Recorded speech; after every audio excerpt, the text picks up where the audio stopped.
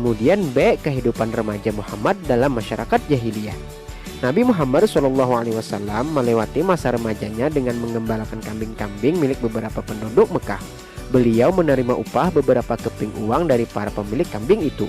Bagi beliau, mengembala adalah kesempatan untuk menyendiri dan menghindar dari keramaian kota Mekah.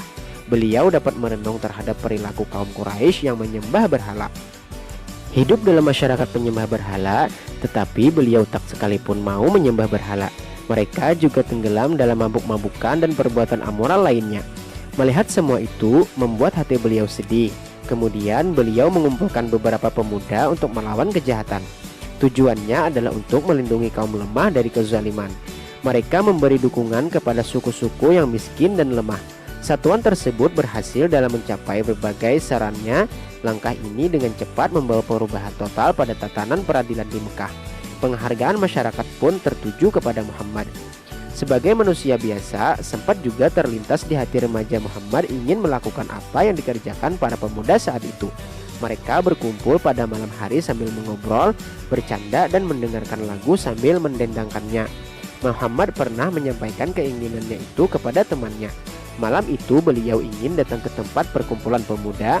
Beliau menitipkan kambing-kambingnya kepada temannya itu. Pada malam itu juga Muhammad pergi ke salah satu tempat hiburan di kota Mekah. Dari kejauhan telah terdengar nyanyian dan tabuhan musik. Beliau sempat terpukau dengan suara indah nyanyian itu.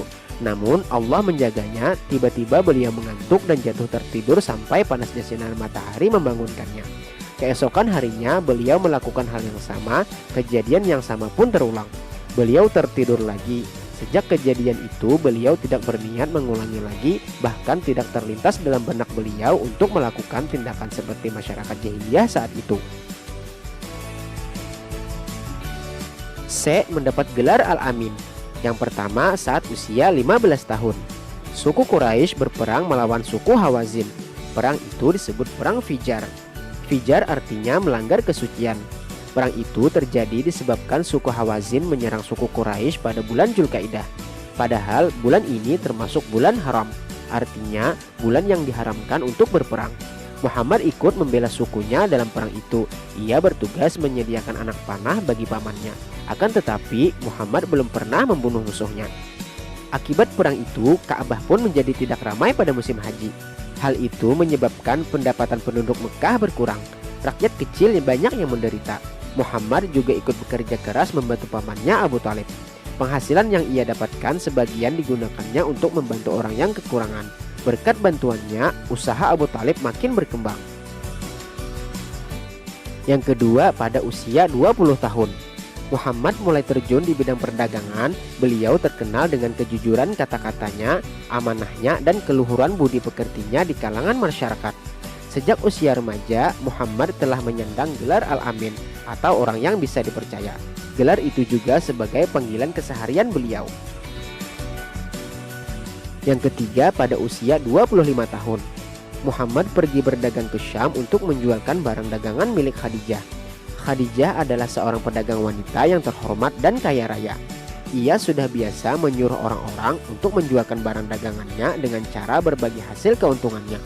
Orang-orang Quraisy pun mempunyai keahlian dalam berdagang. Ketika Khadijah mendengar tentang kejujuran, keahlian, dan kemuliaan akhlak Muhammad, ia pun mengutus pembantunya untuk menawarkan kerjasama dagang kepada Muhammad ke negeri Syam. Khadijah bersedia memberikan imbalan yang jauh lebih banyak dari imbalan yang pernah ia berikan kepada pedagang lain. Pembantunya itu bernama Maisarah. Dengan senang hati Muhammad menerima tawaran itu. Mereka pun berangkat ke Syam untuk berdagang. Dalam berdagang, Muhammad selalu menjunjung tinggi kejujuran. Relasinya makin banyak. Mereka senang berhubungan dengan Muhammad. Mereka senang karena Muhammad tidak mau menipu dalam berdagang dan dapat dipercaya. Cara yang berbeda dengan pedagang lain yang menggunakan segala cara agar dagangannya laku. Akhirnya orang-orang pun menjuluki Muhammad dengan gelar Al-Amin, yang berarti orang yang dapat dipercaya. Cara berdagang Muhammad ini menarik perhatian banyak orang, termasuk Khadijah binti Khuwailid. Dia seorang janda dan saudagar yang kaya raya.